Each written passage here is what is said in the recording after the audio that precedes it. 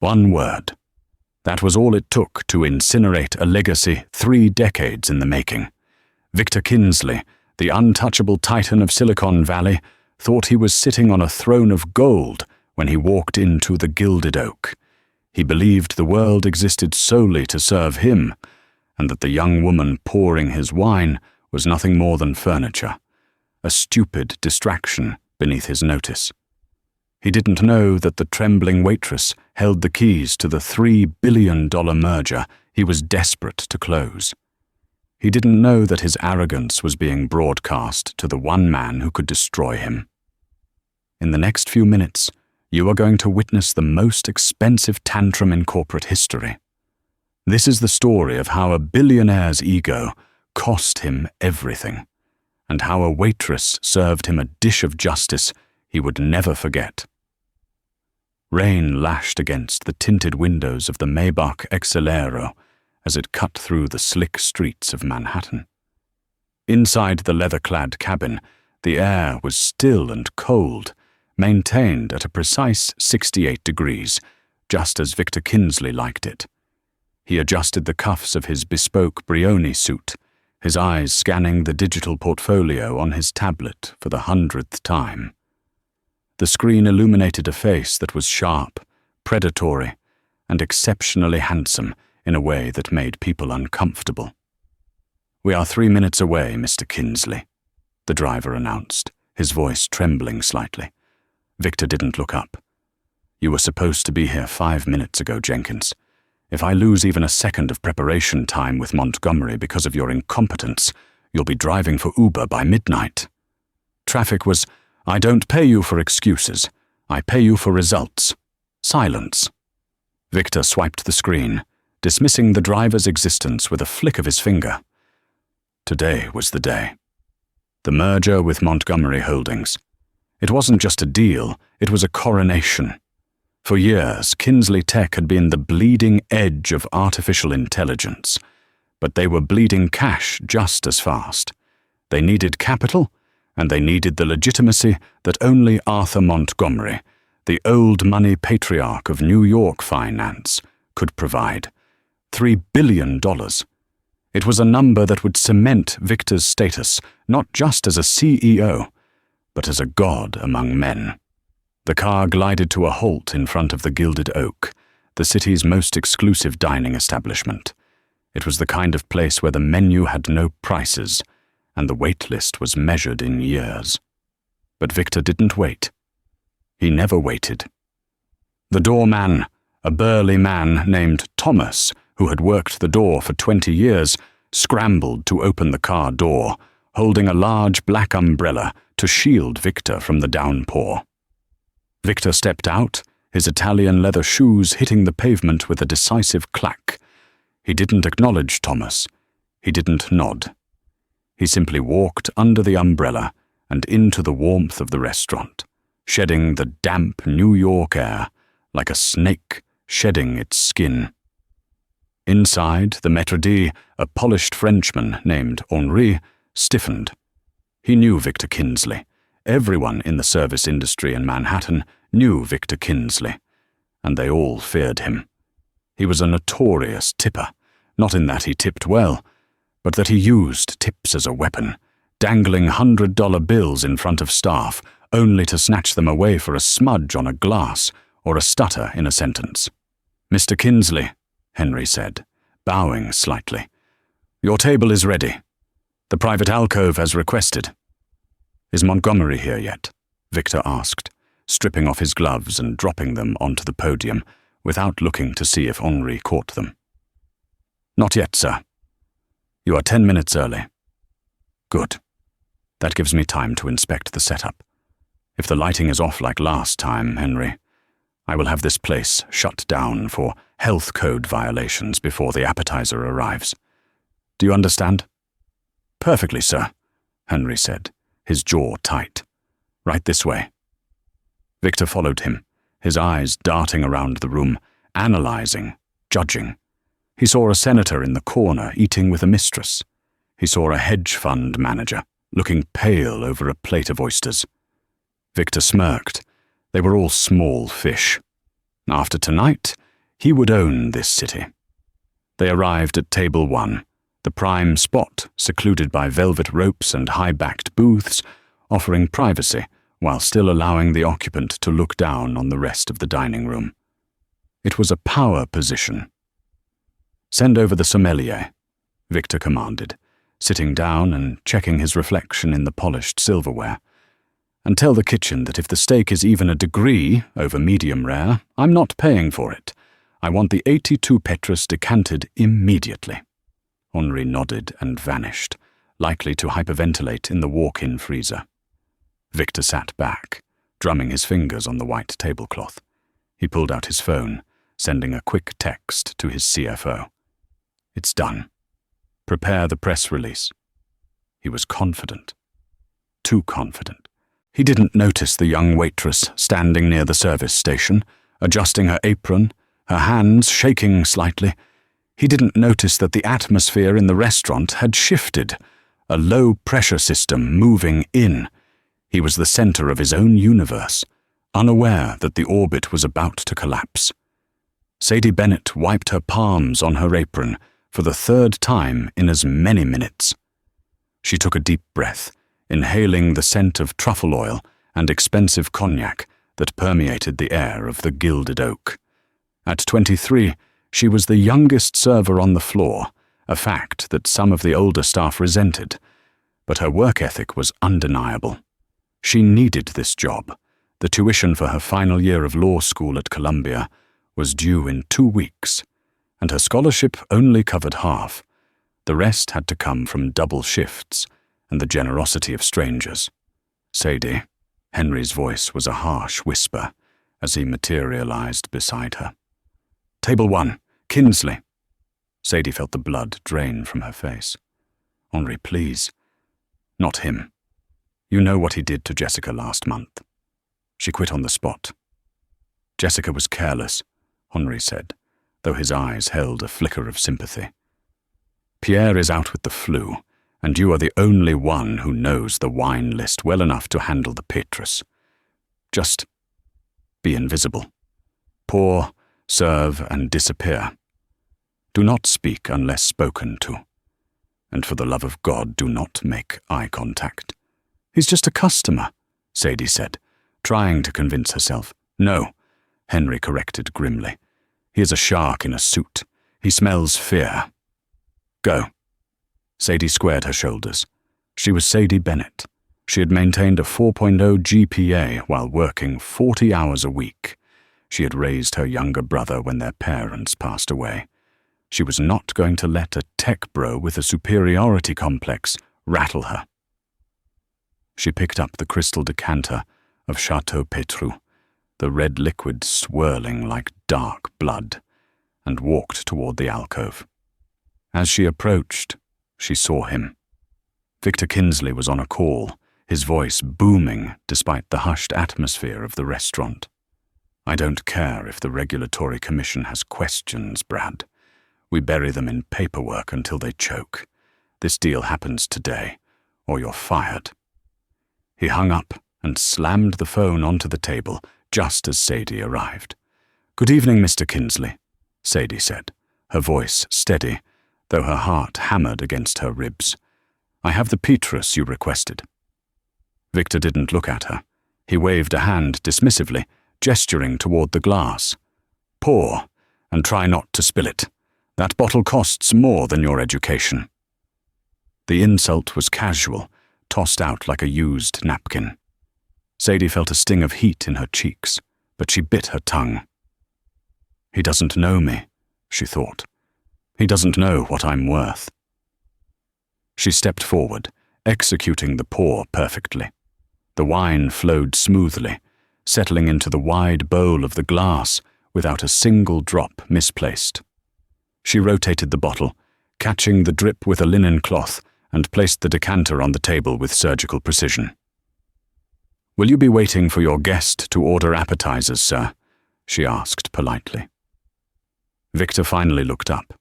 His eyes were cold, assessing her not as a human being, but as a piece of machinery that had just made a noise. He looked at her uniform, her pulled-back hair, her name tag. I will wait, Victor said, his lip curling slightly.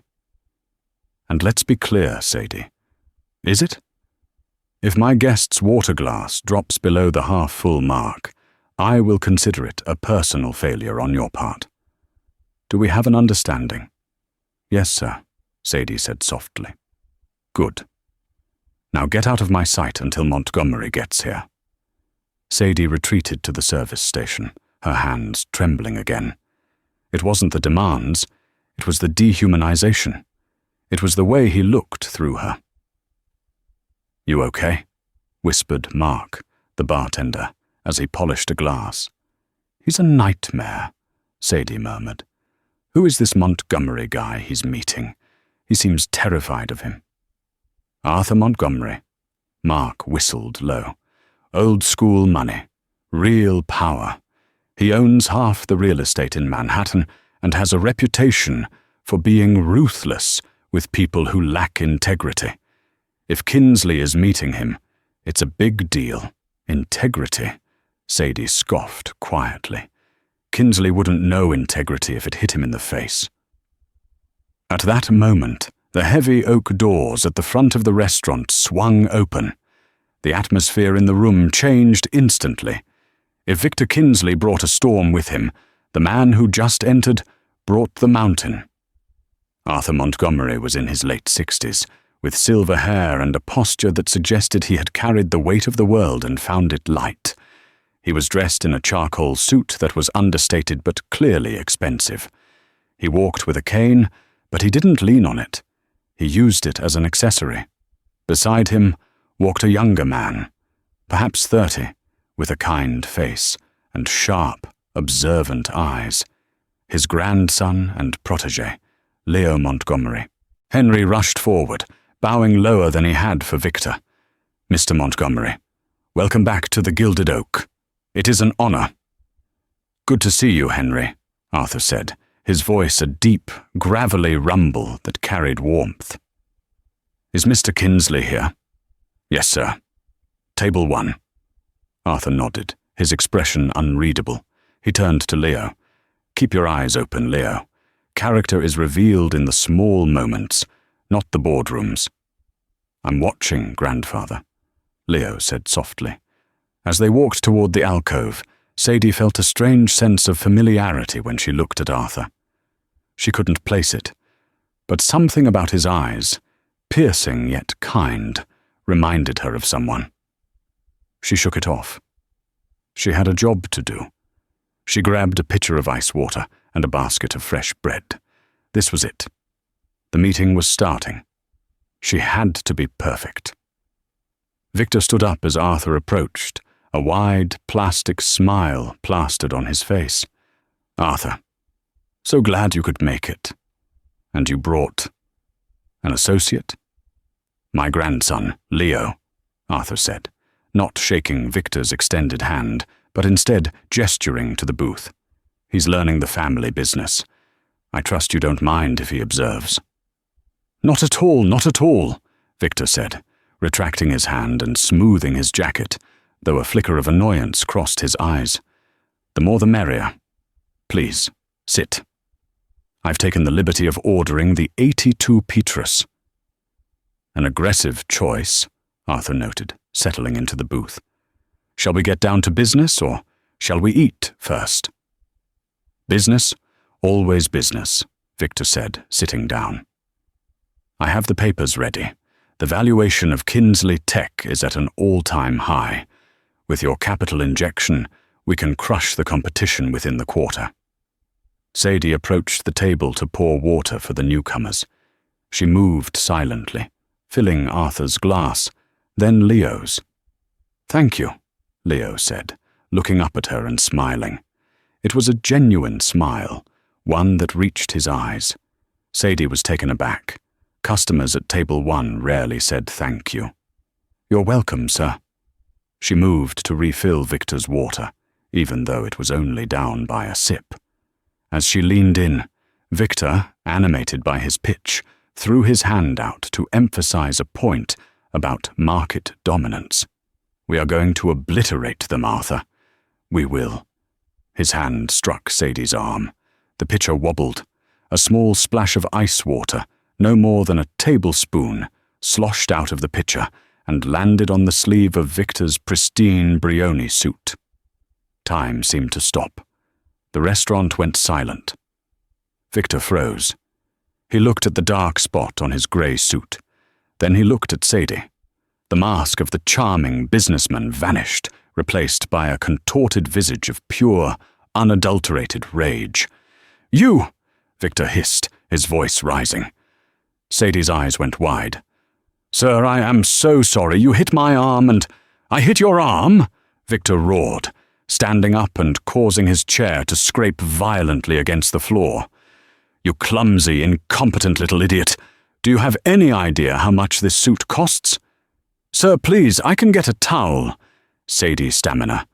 "Get away from me," Victor shouted, swiping his hand and knocking the bread basket off the table. It clattered to the floor, rolls rolling everywhere. "You are stupid. That is what you are. Stupid and useless. You ruin everything you touch. How do you even have a job here? Can you even read the menu, or do you just look at the pictures?" The entire restaurant was watching now. The senator, the hedge fund manager, the staff. Sadie felt tears pricking her eyes, the humiliation burning like acid in her chest. But she stood her ground, clutching the pitcher. "Mr. Kinsley," Sadie said, her voice shaking but audible. "It was an accident. There is no need for name-calling." "I will call you whatever I want," Victor sneered, leaning into her face. "I am Victor Kinsley. I could buy this restaurant and turn it into a parking lot just to fire you. Now get out of my sight before I have you arrested for assault." Arthur Montgomery had not moved. He sat perfectly still, his hands resting on the head of his cane. He watched the scene unfold with eyes that had turned from warm to glacial. "Victor," Arthur said. His voice wasn't loud, but it cut through the noise like a razor. Victor spun around, composing himself instantly, though his face was still red. "Arthur, I apologize. The help here is abysmal. It's hard to find good labor these days. They're all so entitled." "Entitled," Arthur repeated, tasting the word. "Yes. But let's not let this stupid girl ruin our evening," Victor said, sitting back down and dabbing his sleeve with a napkin. "Where were we? Ah, yes, the valuation." Sadie turned to leave, her head bowed, fighting back the tears. She wanted to run, to quit, to never come back. "Wait," Arthur said. Sadie stopped. Victor looked confused. Arthur turned his gaze to Sadie. "Miss? What is your name?" "Sadie, sir. Sadie Bennett." Arthur's eyes widened slightly. A flash of recognition, stronger this time. "Bennett. Tell me, Sadie, why are you working here?" I'm paying for law school, sir," she whispered. "Law school? Which one?" "Columbia. Final year." Victor laughed, a cruel, barking sound. "Law school? Her? Arthur, she's lying to get a bigger tip. Look at her. She's a waitress. She's not future lawyer material." Arthur ignored Victor completely. He looked at Sadie, studying her face, then looked at Leo. Leo gave a nearly imperceptible nod, pulling out his phone under the table. "Sadie," Arthur said gently, "would you please stay? I have a feeling we are going to need a witness for what happens next." Victor frowned. "Witness? Arthur, what are you talking about? We just need to sign the papers." "There will be no papers signed today, Victor," Arthur said, his voice dropping to a dangerous octave. "What?" Victor blinked. "I don't understand. Because of a little water? I can buy 1,000 suits." "It's not about the suit," Arthur said, standing up slowly. "It's about the stupid girl." The silence that descended upon the private alcove of the Gilded Oak was heavy, suffocating. It was the kind of silence that usually precedes an explosion. Victor Kinsley stood frozen, his napkin halfway to his lapel, his brain struggling to process the refusal he had just heard. "Excuse me?" Victor let out a breathless, incredulous laugh. "Arthur, for a second there, I thought you said there would be no papers signed. That's a very dry sense of humor you have." Arthur Montgomery did not smile. He did not blink. He slowly unbuttoned his suit jacket and sat back down, his movements deliberate and terrifyingly calm. "I am not known for my humor, Victor, and I certainly do not joke about $3 billion investments." Victor's smile faltered, twitching at the corners. He looked from Arthur to Leo, and then, with a sneer of pure disdain, at Sadie, who was still standing there, clutching the silver pitcher like a shield. "Arthur, look," Victor said, his voice taking on a patronizing, reasonable tone. "I understand. You're a man of principle. You don't like rudeness. Fine. I admit I was a bit harsh. It's been a long day. The market is volatile. My blood sugar is low."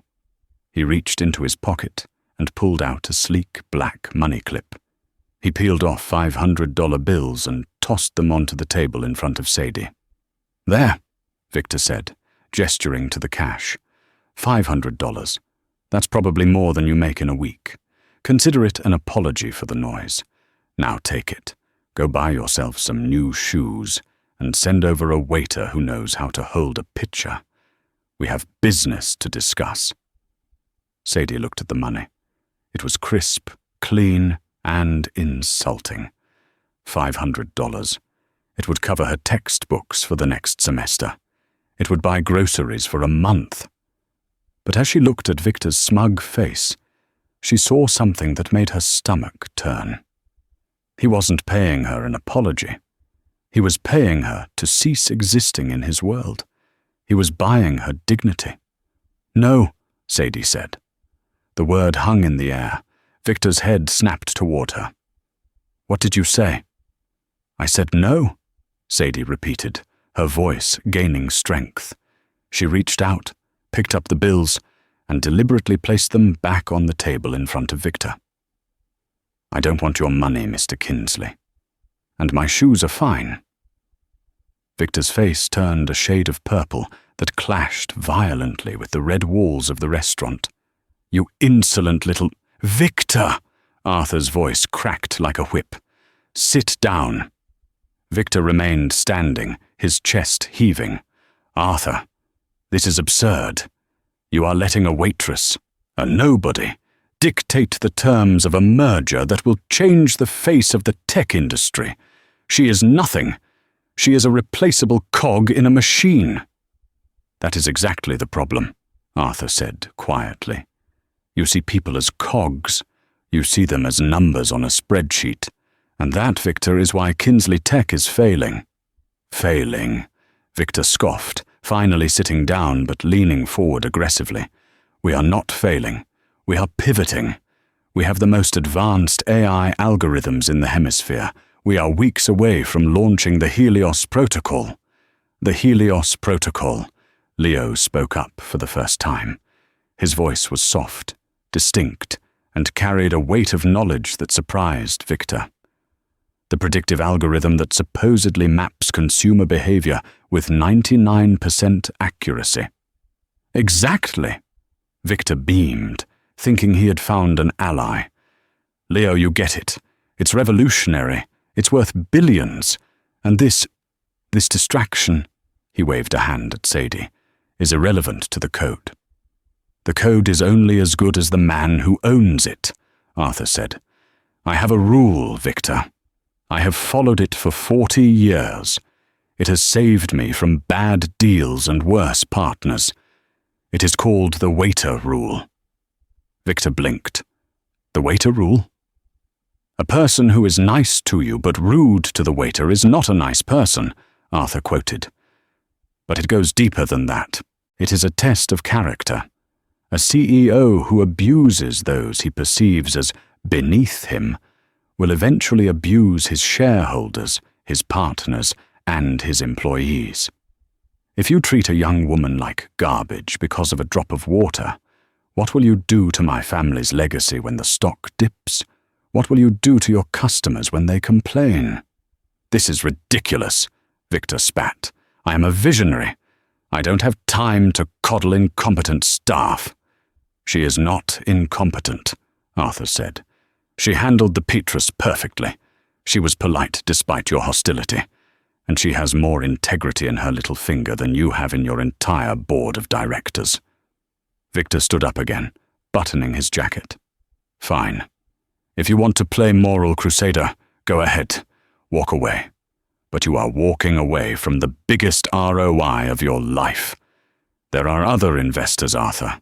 The Japanese banks are begging to get in on this. I don't need you. It was a bluff. A massive, desperate bluff. Sadie could see the sweat beading on Victor's forehead. He needed this deal. Without it, he was finished. Sit down, Victor, Arthur commanded again. But this time, he didn't look at the CEO. He looked at Sadie. Sadie, please, take the empty chair next to Leo. Sadie hesitated. Sir, I can't. I'm on shift. Henry will fire me. Henry will do no such thing, Arthur said calmly. I own the building this restaurant is in. I am essentially Henry's landlord. If he has a problem, he can take it up with me. Please. Sit. Sadie looked at the terrified Henri, who was peeking out from behind a pillar. Henry gave a frantic nod, signaling her to do whatever the billionaire wanted. Slowly, Sadie unfastened her apron.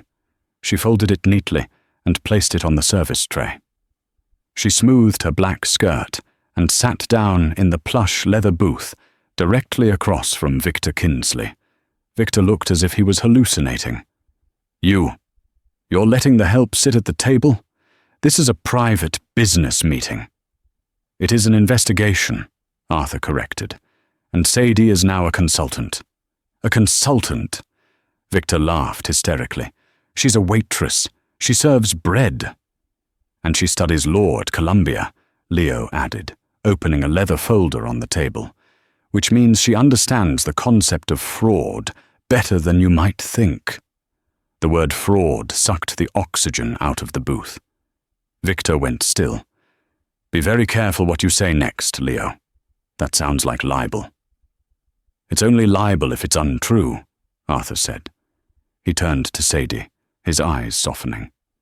Sadie, earlier you mentioned your last name. Bennett. And you said you are in your final year of law school. Tell me, was your father Robert Bennett? The sounds of the restaurant, the clinking of silverware, the murmur of conversation, the jazz music, seemed to fade into a dull roar in Sadie's ears. She gripped the edge of the table, her knuckles turning white. How? Sadie's voice trembled. How did you know my father's name? Victor Kinsley shifted in his seat. The arrogance was still there, but beneath it, a flicker of genuine unease began to take root. He took a sip of water, his eyes darting between Arthur and Sadie. Robert Bennett was a brilliant man, Arthur said, his voice filled with a melancholy respect. He was a structural engineer and a software architect. About 10 years ago, he came to me with a proposal, a new way to compress data for high-speed transfer. He called it the Bennett compression. He wanted funding to start his own firm. Sadie felt a lump form in her throat. She remembered that time. She was 13. Her father would stay up late in their small apartment in Queens, surrounded by diagrams and code, his eyes bright with hope. He never got the funding, she whispered. No, Arthur sighed. I made a mistake. I was too conservative back then. I told him to come back when he had a prototype. A month later, he called me to say he had found a partner, a young, ambitious entrepreneur who promised him the world. Funding, resources, a lab. All Robert had to do was sign over the IP rights to the company for safekeeping and equity. Arthur turned his gaze slowly to Victor. Victor was staring at the tablecloth, his jaw clenched so tight, a muscle feathered in his cheek. Lots of people worked for me in the early days, Arthur.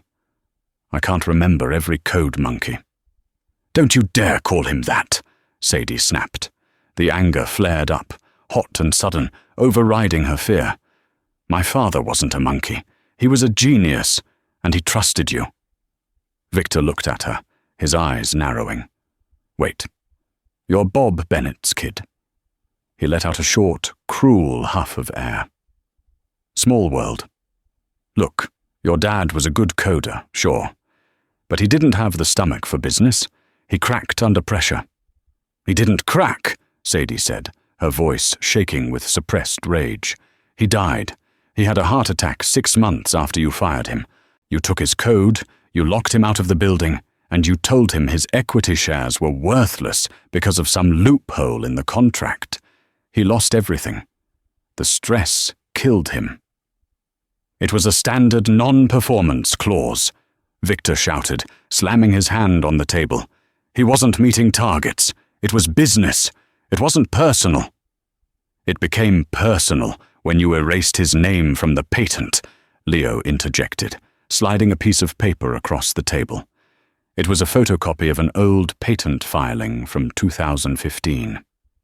We did a deep dive into Kinsley Tech's assets during our due diligence, Victor, Leo explained calmly.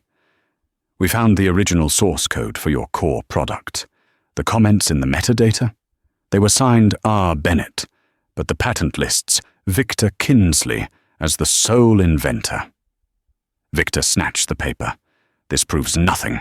Code is iterative. I improved it. I optimized it. I own it. You stole it? Sadie said, the realization washing over her like cold water. All these years, I knew he felt cheated, but I didn't know it was you. I didn't know the great Victor Kinsley was just a thief in a tailored suit. I am not a thief, Victor roared. He stood up, knocking his chair over this time. I built this empire. Me! I took a raw idea and made it marketable. Your father was a dreamer, and dreamers get eaten in this world. I did him a favor by letting him work for me at all. He pointed a shaking finger at Sadie. And you're just like him. Weak. Emotional. Serving food to your betters.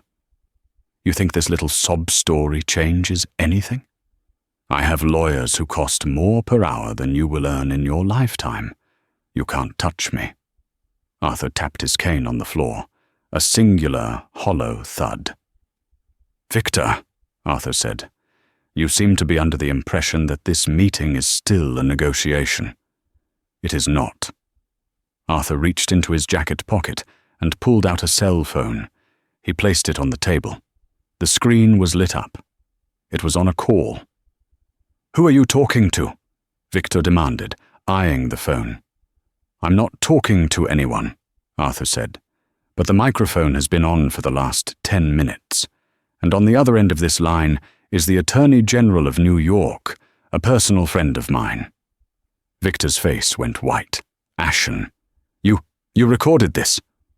New York is a one-party consent state, Sadie said instantly, her legal training kicking in automatically. As long as one person in the conversation consents to the recording, it's legal. Mr. Montgomery consented. Victor looked at Sadie with a mixture of hatred and fear. She wasn't just a waitress anymore. She was a lawyer, and she had him. This is entrapment, Victor screamed. It's a character interview, Arthur corrected. And you failed. You just admitted to altering the patent and manipulating the equity clause to defraud an employee. That is a federal crime, Victor. But that's not the only reason the deal is off. Arthur leaned forward. You called my waitress stupid. You treated her like dirt. You thought she was powerless. But in my world, Victor, the people you step on are the ones who eventually trip you up. I will not give $3 billion to a man who lacks basic humanity. Victor looked around the room. The patrons were staring. The staff was watching. He was exposed. But Victor Kinsley was a narcissist, and narcissists do not go down quietly. He straightened his jacket, his eyes gleaming with a manic light. "You think you can destroy me?" Victor sneered. "I am Kinsley Tech. The shareholders love me. The board fears me.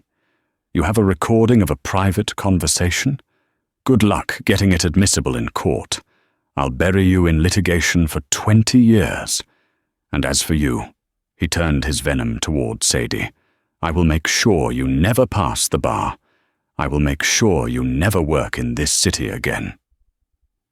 Sadie stood up. She didn't feel small anymore. She felt the weight of her father's memory on her shoulders, giving her strength. "You can try," Sadie said steadily. "But you're forgetting something, Mr. Kinsley." "What?" he spat. "You're not the only one who knows how to read the fine print." Victor scoffed, turning away from the table as if to leave. "I'm done with this charade. I'm leaving. And Arthur, you'll be hearing from my legal team regarding breach of good faith negotiations. Mr. Kinsley," Sadie's voice rang out, clear and authoritative. It wasn't the voice of a server, it was the voice of a prosecutor.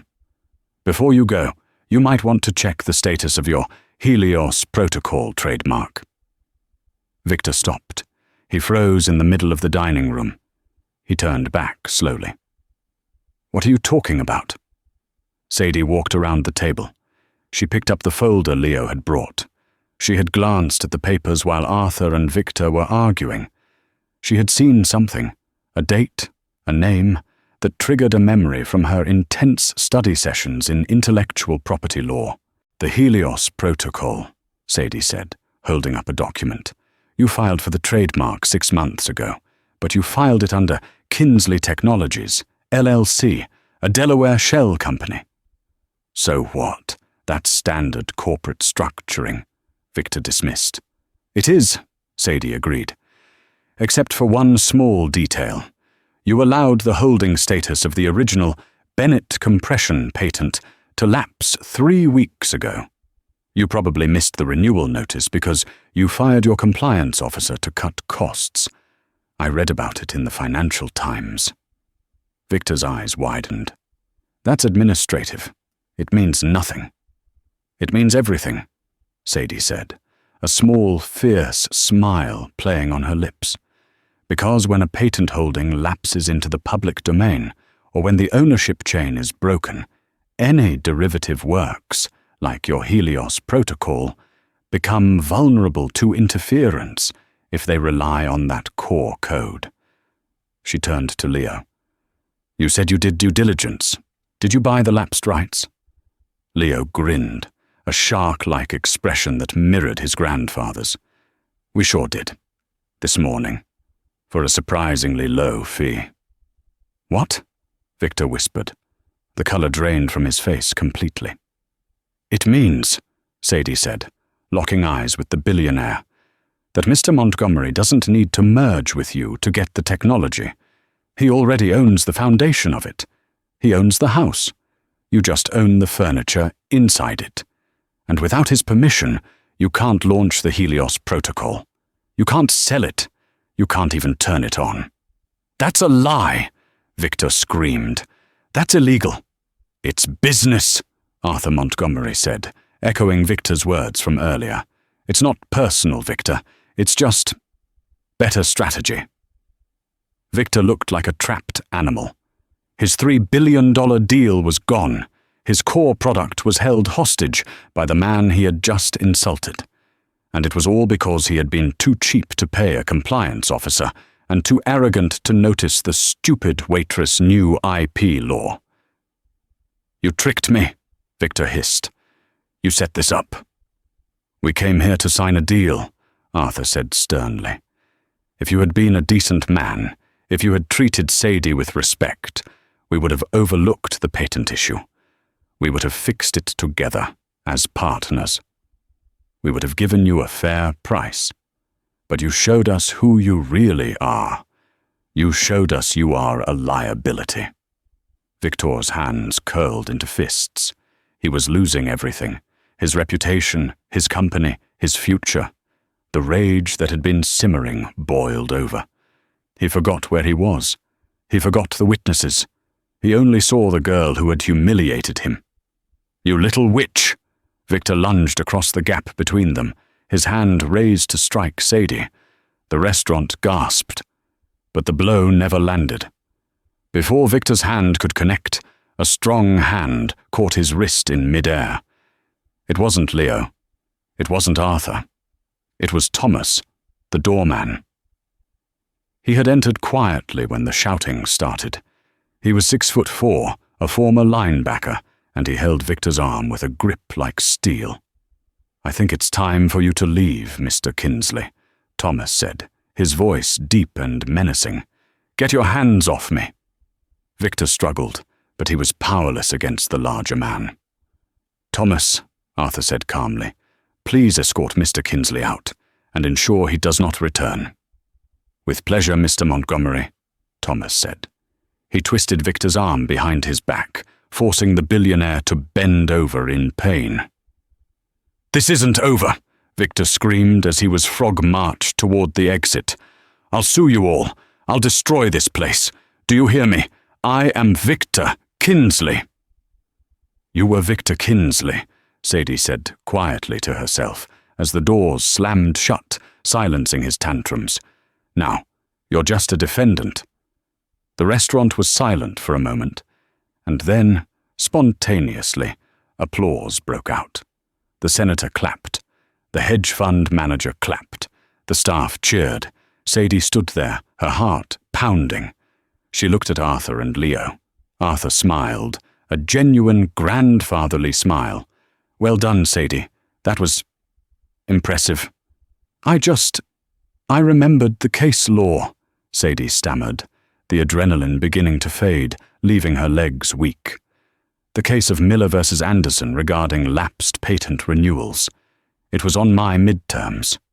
"You have a sharp mind," Leo said, looking at her with admiration. "And you were right. We bought the rights this morning.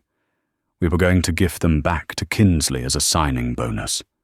Now, I think we'll keep them." "Sadie," Arthur said, leaning back in the booth, "I think your days of serving wine are over. How would you like a job?" Sadie blinked. "A job? But I haven't finished my degree." "I don't need a lawyer," Arthur said. "I have plenty of those. I need someone who understands the human element. I need a director of corporate ethics for Montgomery Holdings. Someone to make sure we never do business with a Victor Kinsley again." Sadie felt tears welling up again, but this time they were tears of relief. "Mr. Montgomery, I don't know what to say." "Say yes," Leo urged. "The pay is significantly better than tips, and will cover the rest of your tuition." It was a dream come true. It was the moment her life changed. But just as Sadie was about to open her mouth to accept, the heavy oak doors of the restaurant banged open again. Everyone turned, expecting Victor to have returned for another round of screaming. But it wasn't Victor. It was a team of 4 police officers, led by a detective in a cheap suit. "We received a call about a disturbance," the detective announced, scanning the room. "And we have a warrant for the seizure of electronic devices belonging to a Mr. Victor Kinsley." Arthur raised an eyebrow. "Mr. Kinsley has just left, Detective. But may I ask what this is about?" The detective looked at Arthur, then at Sadie. "We received a tip-off about massive embezzlement and wire fraud at Kinsley Tech. The tip came in 20 minutes ago from an anonymous source inside the restaurant." Arthur and Leo looked at each other. They hadn't called the police. Slowly, all eyes turned to Henri, the maître d'. Henri stood by the podium, his face pale but determined. He held up his cell phone. "He called my staff stupid," Henri said, his French accent thick with emotion. "And he insulted my restaurant. I listened to him bragging about hiding money in the Cayman Islands while I was seating the senator earlier. I took notes." Sadie smiled. "The waiter rule. It wasn't just Arthur. The entire staff had been listening. The invisible army had risen up. "Well," Arthur said, picking up his menu, "it seems Mr. Kinsley is going to have a very long night. Now, Sadie, about that steak. I believe I ordered it medium rare." The arrest of Victor Kinsley was not a quiet affair. It was a spectacle that eclipsed the flashing lights of Times Square. As Thomas the doorman held the billionaire in a secure lock until the officers arrived, the paparazzi, tipped off by the chaos spilling out of the Gilded Oak, descended like vultures. When Victor was led out in handcuffs, his Brioni jacket pulled over his head in a futile attempt to hide his face, the image was broadcast live to millions. The headline on the scrolling tickers was brutal and immediate. "Tech Titan topples. Kinsley arrested for fraud and assault." But Victor Kinsley was a man with resources, and a cornered beast fights the hardest. By the next morning, he was out on a $10 million bail, surrounded by a phalanx of aggressive defense attorneys led by a man named Gregory Hammer, a lawyer known in New York as the Shredder. Sadie Bennett woke up not to the quiet hum of her small apartment, but to a phone that wouldn't stop buzzing. Her face was on the cover of the Post. They called her the waitress who took down a wolf. "Don't read the comments," Leo Montgomery said.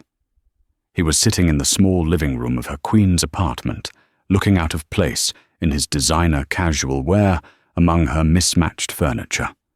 Arthur had sent him to ensure her safety. "Kinsley's PR team is working overtime. They're trying to paint you as a disgruntled, opportunistic gold digger who staged the incident." Sadie looked at the TV. Victor was holding a press conference on the steps of the courthouse. He looked rested, confident, and completely remorseless. "This is a witch hunt," Victor declared to the cameras, his voice smooth. "Orchestrated by my competitors who are terrified of the Helios Protocol. And their pawn is a low-level service worker with a grudge and a fantasy. We will be countersuing Miss Bennett for defamation of character, slander, and tortious interference with business relations. We will take everything she has." Sadie felt a cold pit in her stomach. "He's suing me? I don't have anything to take." "It's an intimidation tactic," Leo said, his jaw tightening. "He wants you to recant. He wants you to say you made it up, that he never hit you, that the patent talk was nonsense. If you fold, the criminal case weakens." "I won't fold," Sadie said, though her voice shook. "My father didn't fold. He just broke. I won't let that happen to me." "Good," a voice came from the doorway. It was Arthur Montgomery. He walked in, leaning on his cane, looking around the small apartment with a gentle curiosity. "Because we are going to war, Sadie, and we have ammunition he doesn't know about." Arthur placed a heavy box on her kitchen table.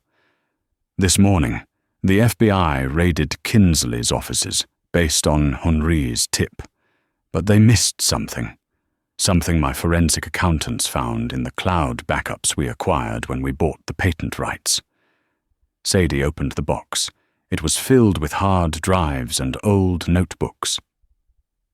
"These are the original development logs for the Bennett compression," Arthur explained. "Kinsley tried to scrub them. He tried to overwrite the authorship metadata. But he made a mistake." "What mistake?" Sadie asked, picking up one of the notebooks. It was her father's handwriting. Tears pricked her eyes. "He didn't know your father wrote poetry," Arthur said softly. Sadie looked up, confused. "Poetry? Dad loved Yeats, but he wasn't a poet." "He was in code," Leo interjected, pulling up a laptop. "Look at this. This is the source code for the Helios Protocol core. It looks like standard C++, right? But look at the spacing in the command lines. Look at the variable names in the subroutines." Sadie leaned in. She read the variable names in sequence. Turning or Jaya Falcon, cannot hear falconer, lost. The second coming, Sadie whispered. Yates, turning and turning in the widening gyre, the falcon cannot hear the falconer. Your father embedded the entire poem into the architecture of the code, Arthur said, a smile touching his lips. It's a digital watermark, a fingerprint. And here is the kicker. Kinsley's updated version. The one he claims he built from scratch. It still contains the poem. He didn't even know it was there. He copied your father's work so lazily, he copied the soul of it too. This proves it, Sadie said, her heart pounding. It proves he stole it. It proves perjury on his patent applications. It proves everything, Arthur agreed, but we need to present it in court, and Kinsley has requested a summary judgment to dismiss the case next week. He's trying to kill this before it gets to a jury. We need you to take the stand, Sadie, not as a witness to the assault, but as the expert on the code. Me, Sadie stepped back. I'm a law student. I'm not a computer scientist. You are Robert Bennett's daughter, Arthur said firmly. You grew up watching him write this. You know the poem. You know the man. And you are the only one who can look Victor Kinsley in the eye and tell him he is a fraud. The day of the hearing arrived. The courtroom was packed. The air was thick with tension. Victor sat at the defense table looking bored, checking his watch. When Sadie walked in, flanked by Arthur and Leo, Victor didn't even look at her. He was that confident. Gregory Hammer, Victor's lawyer, began his opening statement by tearing Sadie apart. He called her incompetent, emotional, and a liar. He painted Victor as a job creator, a visionary, a victim of cancel culture. Your Honor, Hammer bellowed, this case is built on a spilled glass of water and the hallucinations of a waitress who thinks she understands complex intellectual property. It is a farce. Call your first witness, Judge Holloway said, looking unimpressed by the theatrics. The prosecution called Sadie Bennett. As she walked to the stand, she felt the eyes of the world on her. She swore to tell the truth. She sat down. Miss Bennett, the prosecutor began, can you tell the court the nature of your relationship with the defendant? He was a customer at the restaurant where I worked, Sadie said clearly, and he was my father's employer. Objection, Hammer stood up. Relevance? Goes to motive and character, Your Honor, the prosecutor said. Overruled, the judge said. The questioning continued. Sadie recounted the night at the restaurant, the insults, the arrogance, the stupid comment. Then, the prosecutor shifted gears. Miss Bennett, are you familiar with the code known as the Bennett compression? I am. How? My father taught me how to read it, Sadie said. He used to say that code was just logic with a rhythm. He taught me to spot the rhythm. And did you examine the code for the so-called Helios protocol? I did. What did you find? Sadie looked directly at Victor. For the first time, he looked back. His eyes were cold, dead sharks. I found a ghost, Sadie said. I found my father. She explained the Yates poem. She explained the variables. As she spoke, screens around the courtroom displayed the code, highlighting the hidden words. The murmurs in the gallery grew louder. Victor's face began to change. The boredom vanished. A sheen of sweat appeared on his upper lip. He whispered frantically to Hammer. Hammer looked at the screens, then at Victor, his face draining of color. He didn't know, Sadie said, pointing at Victor. He calls himself a genius. He calls me stupid. But a genius would have checked the foundation of the house he stole. A genius would have known that you can't build a lie on top of the truth and expect it to stand. This is ridiculous, Victor shouted, standing up and breaking protocol. It's a coincidence. Common variable names. Sit down, Mr. Kinsley, Judge Holloway ordered. I will not sit down. Victor was losing it. The mask was slipping. I am being lectured by a girl who pours water for a living. She knows nothing. I built this company. I am the smartest man in this room. Mr. Kinsley, Sadie said, her voice cutting through his shouting. If you wrote the code, tell me, what is the final line of the poem embedded in the kernel? Victor froze. He opened his mouth, but nothing came out. He looked around wildly. You don't know, Sadie said softly, because you didn't write it. The ceremony of innocence is drowned, Sadie quoted. That's the line, and that is what you did to my father. You drowned him. Silence. Absolute, ringing silence. Victor slumped back into his chair. He looked small. He looked defeated. He looked exactly like what he was, a thief who had been caught. The jury took less than 3 hours to return a verdict. Guilty on 4 counts of wire fraud, 2 counts of perjury, and assault. In a separate civil ruling, Kinsley Tech was found liable for intellectual property theft, awarding $400 million to the estate of Robert Bennett. Victor Kinsley was sentenced to 12 years in federal prison. As he was led away in handcuffs, there were no flashing lights or screaming fans. He was yesterday's news, a cautionary tale about hubris who had finally been silenced. 6 months later, the spring air in New York was crisp. Sadie Bennett stood on the steps of the courthouse, not as a plaintiff, but as a newly sworn-in attorney. She had passed the bar in the top 1% of her class. Arthur and Leo were waiting for her. Arthur looked frail, but his eyes were sharp. "Counselor," he said, tipping his hat. "It suits you." "I couldn't have done it without you," Sadie said, hugging him. "I just opened the door," Arthur replied gently. "You walked through it." They drove to the skyscraper that used to be the headquarters of Kinsley Tech.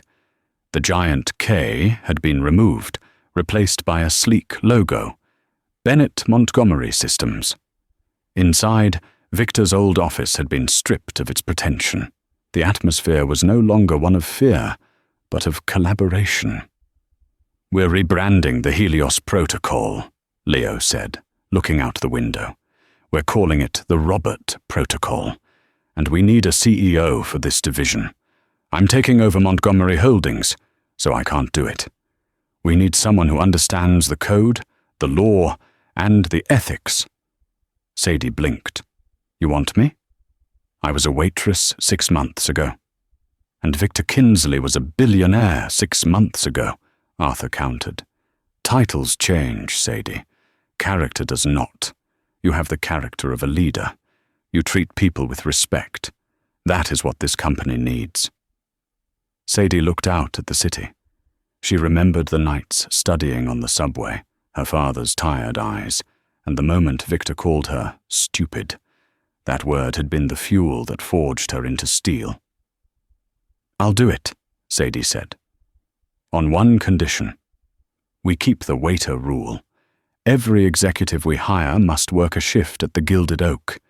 They need to know that the person pouring the water is just as important as the person drinking it." Arthur smiled, his eyes crinkling. "Done." That evening, Sadie returned to the Gilded Oak. She wasn't wearing an apron. She was wearing a tailored suit. Henri beamed as she entered. "CEO Bennett? Is table 1 open?" "Just Sadie, Henri. And yes." She sat in the booth where it all began. When Mark the bartender brought the 82 Petrus, he tried to offer it on the house. "No," Sadie said firmly. "Put it on my tab, and bring glasses for everyone. The kitchen staff, the bus boys, Thomas. Everyone." As the staff gathered around, holding crystal glasses of wine that cost more than their rent, Sadie raised a toast. "To the invisible people," she said, her voice steady and strong. "May we never be overlooked again." "To Sadie!" they cheered. Sadie took a sip, the wine tasting of earth and victory. She looked at the empty seat across from her where Victor Kinsley used to sit. she had served him justice. And it was a dish best served cold, with a side of absolute success. Victor Kinsley thought his wealth made him untouchable, and that a waitress was beneath his notice. He learned the hard way that character is the only true currency in this world. By underestimating Sadie Bennett, he didn't just lose a deal. He lost his freedom and his legacy. Sadie proved that dignity and intelligence aren't defined by a job title, and that the little people you step on today might be the ones holding the gavel tomorrow. It is a reminder to treat everyone with respect, because you never know who is pouring your water. If you enjoyed this story of karma and justice, please hit that like button. It really helps the channel. Share this video with someone who needs to see an arrogant billionaire get what he deserves, and don't forget to subscribe and ring the bell so you never miss a new story.